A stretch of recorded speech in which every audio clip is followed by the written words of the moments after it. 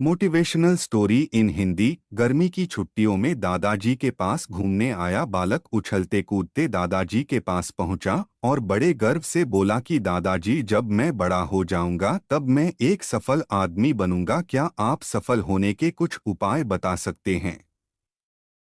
दादाजी हाँ में सर हिला दिया और बिना कुछ कहे लड़के का हाथ पकड़ा और उसे करीब की पौधशाला ले गए। वहां जाकर दादाजी ने दो छोटे छोटे पौधे खरीदे और घर वापस आ गए। वापस आकर उन्होंने एक पौधा घर के बाहर लगा दिया और दूसरा पौधा गमले में लगाकर घर के अंदर रख दिया। अब आपको क्या लगता है कि इन दोनों पौधों में से भविष्य में कौन सा पौधा अधिक सफल होगा? दादाजी ने लड़के से पूछा। लड़का कुछ समय तक सोचते रहा और फिर बोला, घर के अंदर वाला पौधा ज्यादा सफल होगा क्योंकि वो हर एक खतरे से सुरक्षित है, जबकि बाहर वाले पौधे को तेज धूप, आंधी, पानी और जानवरों से भी खतरा है। दादाजी बोले, चलो देखते हैं आगे क्या होता है, और वह अखबार उठाकर पढ़ने लगे। दादाजी दोनों पौधों पर ज्यादा ध्यान देते रहे और समय बीतता गया। 3 से 4 साल बाद जब एक बार फिर वह लड़का अपने माता पिता के साथ गांव घूमने आया, तब अपने दादाजी को देखा तो देखते ही बोला, दादाजी, पिछली बार मैंने आपसे सफल होने के कुछ उपाय मांगे थे, पर आपने तो कुछ भी नहीं बताया था, पर इस बार आपको कुछ बताना ही होगा।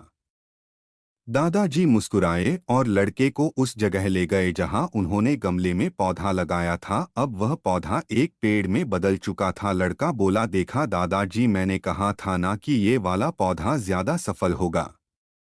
दादाजी ने बोला कि रे, पहले बाहर वाले पौधे का हाल तो देख लो। और ये कहते हुए दादाजी लड़के को बाहर ले गए। बाहर एक विशाल पेड़ गर्व से खड़ा था, उसकी शाखाएं दूर तक फैली हुई थी और उसके छाव में खड़े राहगीर आराम से बातें कर रहे थे।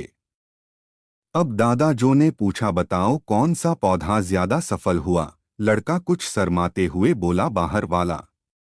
लेकिन ये कैसे संभव है? बाहर तो उसे ना जाने कितने खतरों का सामना करना पड़ा होगा। दादाजी मुस्कुराए और बोले, हाँ, बाहर वाले पौधे को बहुत सी चीजों से सामना करना पड़ा, लेकिन समस्या का सामना करने से अपने फायदे भी तो है। बाहर वाले पौधे के पास आज़ादी थी कि वह अपनी जड़ें जितनी चाहे उतनी फैला ले, अपनी शाखाओं से आसमान को छू ले। और तुम जिस आधी तूफान से इस पेड़ के लिए मुसीबत समझते थे, उसी आधी तूफान ने ही इस पेड़ की जड़ों को इतना मजबूत बना दिया है कि आज एक छोटा सा आधी तूफान इस पेड़ का कुछ भी नहीं बिगाड़ सकता। लड़के ने लंबी सांस ली और उस पेड़ की तरफ देखने लगा। वह दादाजी की बातों को समझ चुका था। आज उसे सफलता का एक बहुत बड़ा सबक मिल चुका था कि जीवन में हम जिन रुकावटों को हम जितना बड़ा शत्रु समझते हैं, वही हमें मजबूत और जीवन में बहुत ज्यादा सफल बनाती है।